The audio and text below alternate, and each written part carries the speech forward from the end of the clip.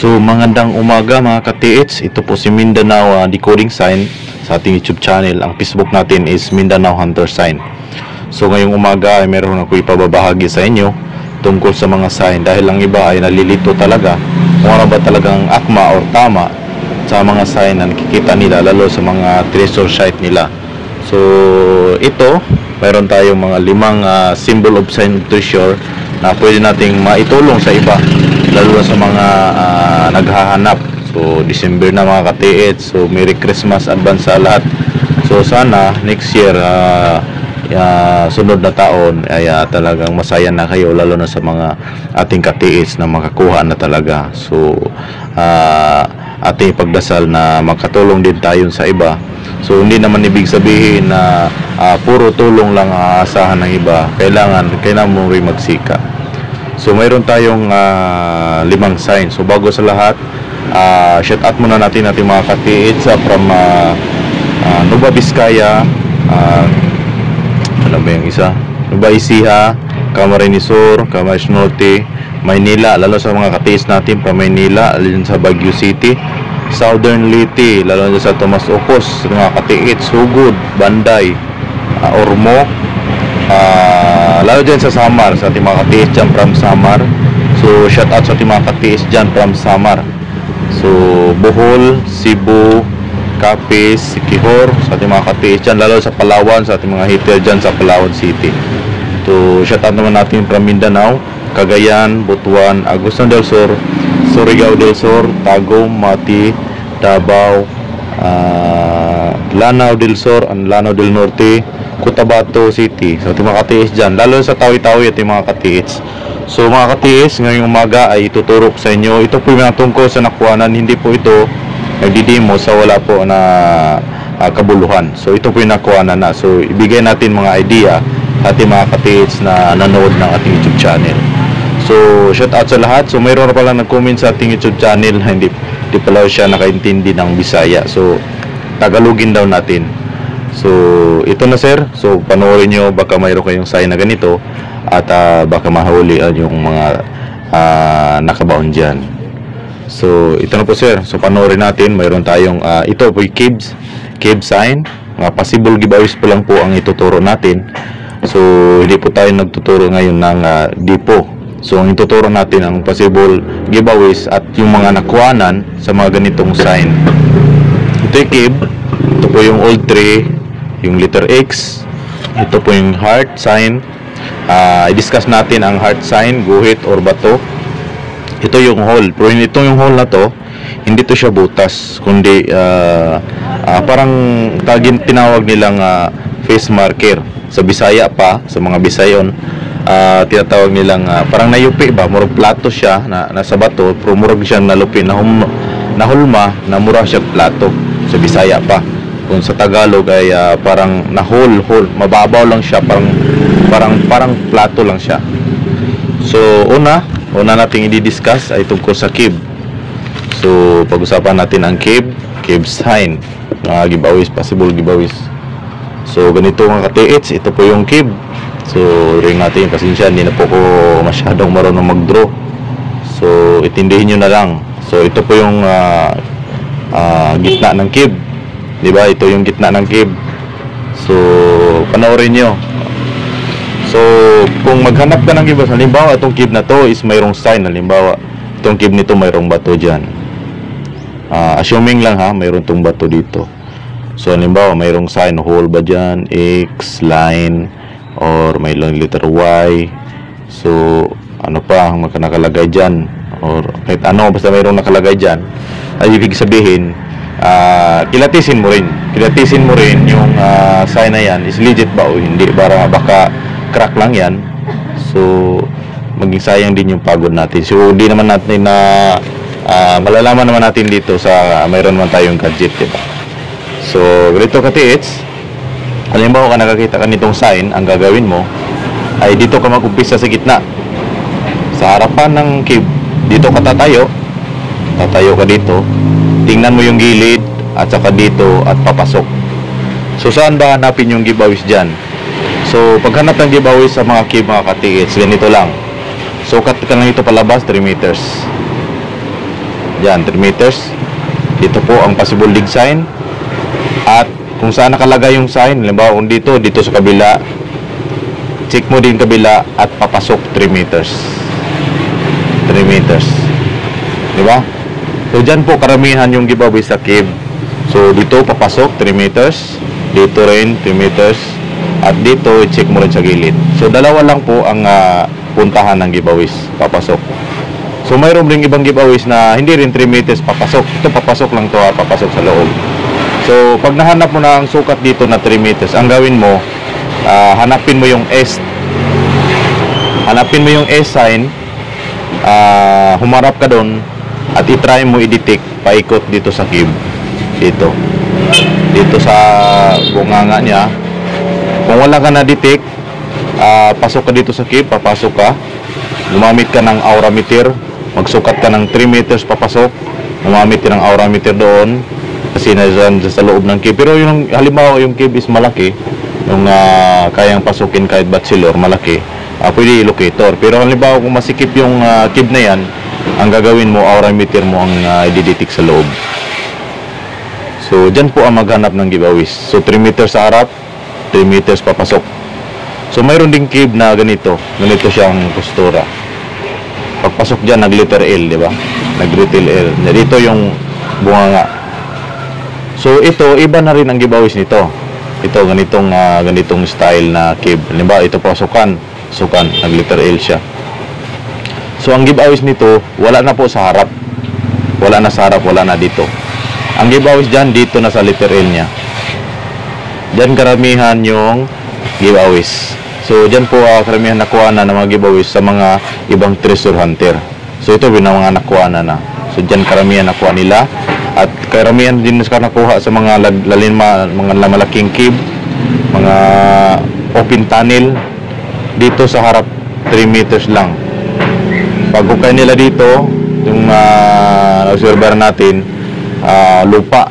Pagdating ng 2 meters, meron silang nahukay dito na malapad na bato. At pagdating dito na 1 meter, dito lang na nakuha yung banga. So, maliit lang na banga. Hindi malaki, maliit lang. Kasi giveaways lang. So, ganyan karamihan sa cave. So, halimbawa rin ang cave is ganito. Merong cave rin ganito. Pagdating sa cave, nag-letter Y doon. Yan, nag-letter Y. So, paano ba hanapin yung giveaways? So, ito ang entrance ito ang entrance. Ang giveaways minsan dito yan. Sa gitna ng nag-letter Y. Diyan ka magkukay. So, diyan minsan ang giveaways. So, yung mga TS, ang ituturo natin giveaways lang. Hindi po yung big depo. So, giveaways lang. So, pangalawa natin ituturo. So, old tree. Old tree na naman tayo. So, old tree. Ito yung old tree. Yan, old tree yan ha. So, mas maganda kung old tree kung may nakatusok na kahoy, bakal. Diba? So, dapat simple lang kung may bakal. So, alam na natin pag bakal nakatusok dyan. Kasi pag bakal, susundan mo lang dulo. Saan yan na nagtuturo. So, yung halimbawa itong old tree. O, lagyan lang natin na mango tree. So, mango tree ito. So, halimbawa ito yung mango tree. Tapos, halimbawa mayroon siyang sign dito. Mayroong bato dito. Or mayroong bato rin dito. Kahit malayo. Tignan natin man dito sa mga 30 meters. Mayroong bato dito. Yung bato dito naka-deform, nakaturo dan. Or kahit yung wala nakaturo lang. Lagay lang natin walang nakaturo. Mayroon siyang letter X. Ibig sabihin, mayroong deposit sa area. So, paano natin mahanap? So, kung nakita mo tong old tree, ibig sabihin dyan yung deposito. Yung giveaways. Ngayon ba, letter X to. Maliit, minsan maliit lang letter X niyan. So, dito yung deposit sa old mango. Karamihan nito, dalawa lang po ang pinaglagyan nito. Minsan under, or hanapin mo yung S sign. Yung pagsikat ng araw, hanapin mo. Kung halimbawa ito ang S. So, pagtingin mo, ito ay normal lang. Halimbawa, pag-detect mo, galing ka dito, kasi kailangan talaga mayroon kang gamit. So, hindi naman ibig sabihin na mag-PH ka, wala kang gamit. Importante talaga mayroon kang gamit. Kasi pag-detect mo dito, pagpunta mo dyan, walang hatak. Ibig sabihin, wala dito. So, ibig sabihin, magsukat ka pa dito, papuntang is ng 3 meters. So, 3 meters ang kailangan mo dito. So, dito, minsan karamihan talaga distance sa kahoy. Naka-distansya sa kahoy. Dito yung deposito ng giveaways. So, kailangan mong talagang gamitan ng gadget. Kung mayroon kang locator, gamitan mo siya ng locator. Para pagdating dito, malalaman mo. Para hindi ka na mapahukay dito. So, magsukat ka lang dito. Kasi karamihan talaga sa mga giveaways, lalo na pag ganito, sign. Nakadistant talaga siya sa kahoy, lalo na pag kahoy ay sobrang laki. Sobrang laki yan. Nakadistant talaga yung giveaways dyan sa kahoy ng 3 meters. Kung halimbawa, itong kahoy na to is tinatawag natin jackfruit. So, kung jackfruit to, possible sa under talaga niya. Kung jackfruit siya. Jackfruit, kung anong mga klaseng mga prutas. Mga klaseng prutas na kahoy, karamihan dyan nasa ilalim ang giveaways. Nasa ilalim talaga yan. So, kung halimbawa old tree, napakalaking mangga to, napakalaki. O tingnan mo, parang sobrang tanda talaga niya. Ang deposito nito ay wala sa ilalim. Dito lang sa gilid niyan nilagay. Papuntang east. So, pag-usapan na naman natin ang anong susunod, letter X. So, letter X na naman tayo. So, letter X, sana po ay nasundan sa lahat. Ito letter X. So, X ha? X sign. Tandaan nyo, marakaramihan to sa mga sign is letter X. Makikita nyo talaga. Ang letter X ay nagsisimbol po ng distance ang deposito. So, mayroong mga X na mababaw lang ang deposito. Mababaw lang talaga siya. ibig sabihin dito malapit ka na sa deposito. So ang gagawin mo dito, lagyan mo dito ng kumpas. Halimbawa yung kumpas dito, halimbawa lang tumugba siya sa mga guhit ng X, maganda yan, susundan mo lang siya. So kung halimbawa hindi rin, halimbawa sir, hindi tutugma yung X sa mga guhit ng kumpas, ang gagawin mo, magsukat ka dito ng hanggang 10 meters dito, 10 meters 10 meters ha. Tingnan mo 10 meters kasi di mo mahahanap kung saan talaga nakalagay yung deposit. So ang gagawin mo dyan, ito dyan, lagyan mo ng guhit dyan. So ang gagawin mo, hanapin mo yung north. So halimbawa ito yung north, ito yung north ha. So dito ka tatayo sa north. So haharap ka sa south, ito yung south, north. So haharap ka sa south. So doon ka mag-umpisa mag-detect papunta dyan. So pag-detect mo dyan papunta dyan, halimbawa ang locator mo ay talagang palingon-lingon is papunta siyang east. Halimbawa ito yung east, papunta siyang east, ibig sabihin yung deposito andyan dyan banda. So kasi karamihan sa mga distant nito ay nandyan sa 10 meters, basta letter X, 10 meters. Bihira lang yung mga 15, 30. So minsan 10 talaga kasi nasa sinter na kayo, nasa sinter ka na. So hanapin mo na lang yung tamang dig site. So ang gagawin mo, sukat ka ng 10 meters pamputang north.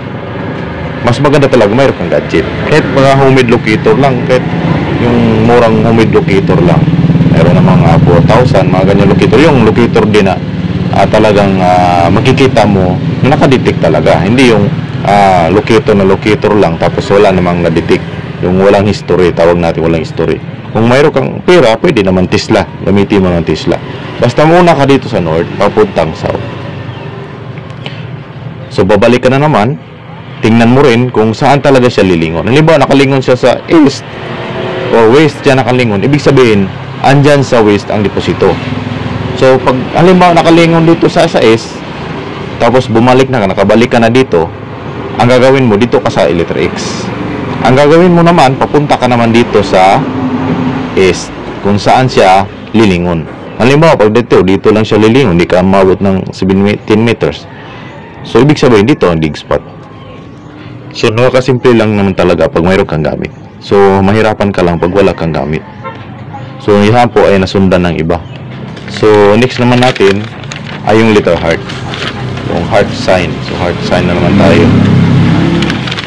So heart sign, discuss natin yung heart sign. Ang heart sign ay dalawang symbol po yan. Mayroong heart na guhit lang.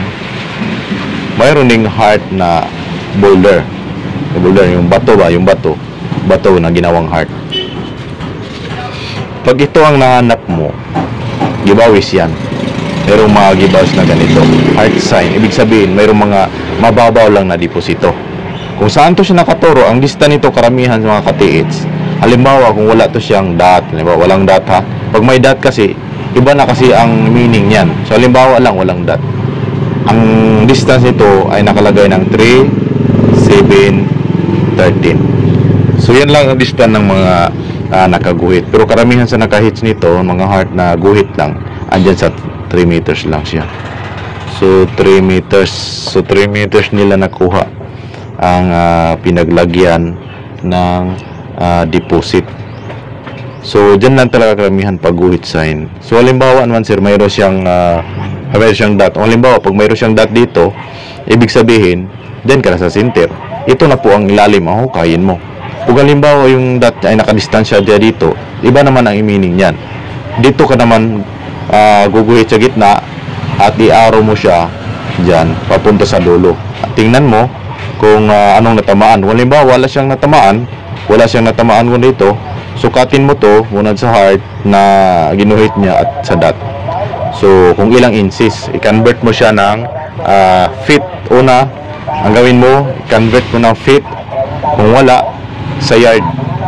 So mas maganda talaga kapag mayroon kang gamit, kasi pag mayroon kang gamit sa mga ganito, pag sukat mo ng yard, halimbawa na dyan sa mga 7 yard. 7 yard. Dito yung heart, di ba? So ito yung heart, di ba? Ito yung heart. So halimbawa itong 7 yard to. So dalawang sukat lang kasi yan. Yard at saka feet. Yard at saka 7 feet, di ba? Dalawang sukat lang. Pero mas maiksi yung feet kasi yung feet dito lang yan. So ang gagawin mo, ditik mo siya galing dito papunta dito sa 7 yards. Kung saan niya hihinto, doon ka magukay. So ganun lang kasimple ang guhit. Kung halimbawa naman siya boulder sign. So boulder sign siya, ito bato siya. So ibig sabihin nito, ito yung mga malaliman siya. So hindi po ito mababaw, malaliman. So ang ibig sabihin kasi nito is tunnel.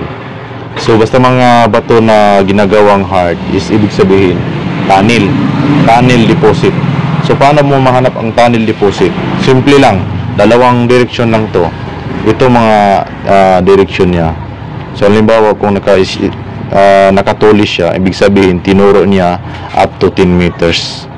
So nakaturo siya sa 10 meters, doon po siya ang tamang dig. Pero halimbawa siya yung hard boulder ay pangganyan lang, walang tulos, ibig sabihin sa ilalim niya ka maghukay. Pero mga ganito kasi malaliman, so mahirap tong kukunin. So ito naman, next natin yung hole. Ito maraming nagkakamali talaga sa mga hole. So unang nakuhanan dito, ang distance niya is parang 1 meter lang ata. Ito yung bato, halimbawa itong bato, napakalaking bato to. Malaki. Ito karamihan tayo makikita sa mga malaking bato. Mayroon siyang hole na ang lalim niya ay, ang babaw lang niya, parang ganito lang siguro sa ballpen. Hanggang dyan lang ang lalim niya. Pero parang plato, kung sa Bisaya pa, para siyang plato, pang niyupi lang sa bato na hinulma na parang plato. So ito yung maganda pag nakita mo, lalo sa pag-cave, kasi karamihan nakukuha to sa cave eh. Mayroong nakakuha nito, ilang bisis na nakakuha, harapan lang nito, sa harap lang talaga niya. Ang distance nito karamihan 1 and 3 meters lang. So ang nakuha nito, nagalitaan ko ay dyan sa lalim na 12 feet. 12 feet nila nakuha. So 12 feet nakuha sa karamihan nito. Ito yung hole na parang plato lang siya, ha? Parang plato. So ibig sabihin, sir, kung halimbawa sir, kung may siyang guhit ba or hole na nakatabi, so ibig sabihin iba naman ang direksyon niyan. So tinuturo na, lagyan mo ng guhit, tinuturo na dyan papunta sa unahan na yan. So ang hole kasi mayroong meaning, yung mga hole na ganyan kasing laki lang ng puwit ng baso. Mayroong meaning yan eh. Mayroong 10 meters, mayroon ding 5 meters sa mga ganyang hole meaning. So mayroong 3 meters, mayroon ding 5 meters ang meaning niyan. So mayroon ding 10, pinakalas nito 10, mayroong 10 meters. So tatlong sukat lang. Kaya mas maganda talaga kung mayroon kang gamit. Yung mga payo ko sa inyo, mas maganda talaga kung mayroon kang gamit. Kasi pag ganito siya na tinuturo niya mga direksyon, yung mga ganyan, is ibig sabihin ay sundan mo lang siya. Hawak ka ng locator dito, sundan mo lang siya. Bakit nagpapahirap ka pa, di ba? Sundan mo lang siya kung saan siya lilingon. So ang diba, ganitong bato rin, ganitong bato. Kahit anong sign, kahit anong sign, X, hole, or lagyan natin letter Y, ano to, ganyan. Kung halimbawa yung dot nila, yung hole meaning ay malapit lang talaga, maabot lang ng 1 inches. So mga 1 inches lang ang lapit nila dito, mga 1 inches, sobrang lapit. So ibig sabihin dyan lang sa gilid ng bato, dyan sa gilid ng bato lang yan, dyan lang sa gilid ng bato. Halimbawa kung saan nakalagay yung nilagay yung dot, dyan lang sa gilid ng bato, igsabaran mo. So mas maganda mag-test dig ka ng up to 7 feet or 8 feet, 7 or 8 dig, test dig na test dig. Mas maganda pag nakakuha ka ng mga materials na bagay dyan sa ilalim, ibig sabihin dyan ang hinuhukay mo, tama yung hukay mo. So So yan po ang ating madiscuss ng ating mga katiis, lalo na sa mga naguluhan, di ba? Naguluhan. So pinaka-idol ko talaga dito kasi ko pa itong heart, to, yung buhit heart, tsaka yung hole, yan maganda yung hole, tsaka yung kib. Yung kib kasi, halimbawa mayroon kang gamit, napakaganda mayroon kang gamit talaga sa kib dito sa harap, lalo na pag nakaharap to sa north or nakaharap to sa east, napakaganda pagpasok ng ilaw dan. So cut ka lang ng 3 meters, papasok doon ka mag-okay, tisdig mo. So lalo na pag mayroong sign ka nakikita, napakaganda. Kung ba yung kib ay nakaharap, baliktad siya, nasa south siya, at mayroon siyang sign, sukat ka lang, hanapin mo lang giveaway, sukat ka lang palabas lang, sukat ka lang palabas. Kung lalo pa nakaharap to sa west ang nakaharap to, sukat ka lang palabas, puntang east 3 meters, minsan dyan talaga ang giveaways nakukuha. Bihira lang yung mga walling type, kasi itong mga walling type, karamihan nitong mga kib nito sa mga walling giveaways, karamihan kasi dyan mayroong mga malaking bato katabi niya ng mga kib, mayroong malaking bato, tapos parang madilim siya kasi papasok pa talaga bago ka makapasok nito. Yan, karamihan dyan sa ceiling nilagay yung mga malaking bato na bisa gipilit ba, nilagay dito sa wall. Tutuklapin mo lang yan, tatanggalin mo lang. Pagtanggal mo, makikita mo yung small box sa loob, or yung parang maliit na box or banga. Pero hindi ibig sabihin na pagtanggal mo, halimbawa itong walling, ito yung bato, pagtanggal mo dyan, wala ka pang makikita, butasin mo pa yan ng 1 feet. Bubutasin mo pa ng 1 feet yan. Hindi ibig sabihin na pagtanggal mo ng bato, makikita mo na agad. Bubutasin mo pa yan ng 1 feet. 1 feet ha, 1 feet. Tandaan niyo, baka na may nangyari ng ganito. Bubutasin mo pa yan ng 1 feet bago makita mo yung kwarto na maliit dito. Kasi pagtanggal mo ng bato, sirado yan. Kasi siniminto yan eh. Para yung bato is dumikit. So ang gagawin mo dyan, bubutasin mo siya kasi siminto yan eh. Bubutasin mo para makikita mo yung nilagay dito. Kasi karamihan sa iba nakikita ko, pag tinanggal yung bato sa walling, wala na. Wala daw siya nakikita. Kailangan mo pa yan nabutasin ng 1 feet. 1 feet. Kaya yung nakikita ko, yung nilagay na 28 faces. So hindi ko na sasabihin kung sino nakakuha. Binutas pa dyan ng 1 feet. 1 feet to 1 feet. Galing sa bato na nakadikit, tinanggal, binutas pa to ng 1 feet. Bago nakikita yung nakalagay, nakakamada diyan. Nakakamada lang, hindi nilagay sa box. So ganyan po ang giveaways. So, sa old tree naman, palusot lang natin to sa mga old tree. Halimbawa, sobrang laki yung old tree. Tapos, tandang-tanda na siya, parang sira-sira. Kung mayroon kang locator or arometer or metal detector, ditikin mo sa loob. Minsan, yan, mayroong nilagay sa loob. Binalahan niya ng isang barita. So, likutin mo lang to, ikutin mo siya, baka mayroong butas. Tingnan mo siya, kasi karamihang butas ito, maabot ng, halimbawa, dito ka nakatayo. Hanggang yan, minsan dyan sa mga 8 feet ang taas. Minsan nilagyan ng butas dyan. Papasok para mahulog yung giveaways dyan.